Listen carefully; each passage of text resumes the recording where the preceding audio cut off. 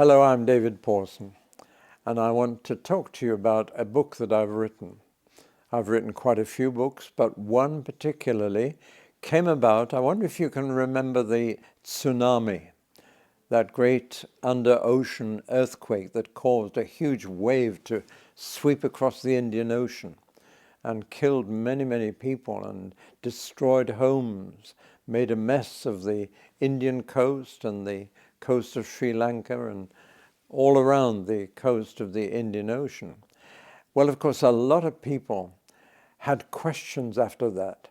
How can a loving God allow such a dreadful disaster? And that's a common question that's been asked all the way through the ages. Well, now, I had a unique opportunity. A television station in London said, "David, would you come and answer the question, why does God allow natural disasters?" on television, spontaneously. Would you just talk about it?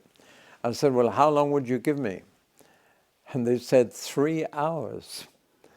Now, that's quite a tall order to talk for 3 hours about one question. But anyway, I did it in 3 separate 1-hour slots for the television company.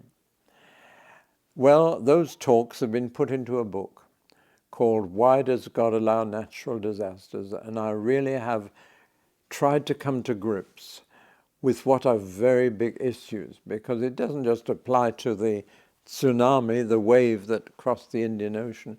It applies to earthquakes, typhoons, tornadoes. And I'm talking in Tornado Alley here in Kansas City, but it covers personal disasters, cancer and all kinds of things that can happen. But I picked it up because of the tsunami.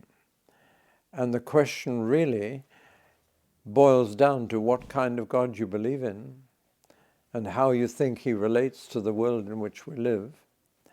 And I tackle all those questions at that level. People may not think I've answered the question completely, but I've tried to look at it from a Christian point of view and just get people thinking in the right way.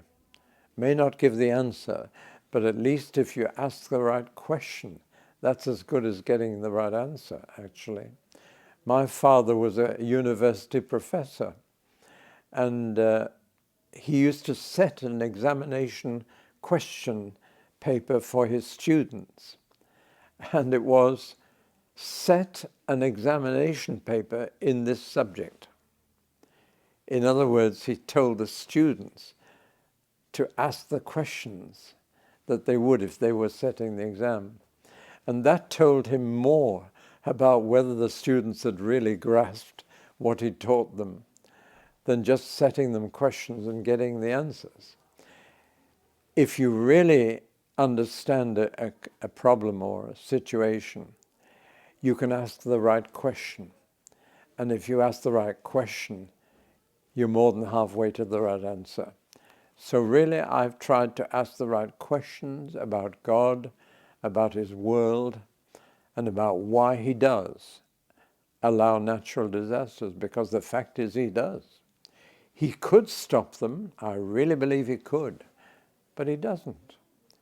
And that's what causes the question, then why doesn't he stop things that hurt us and destroy life?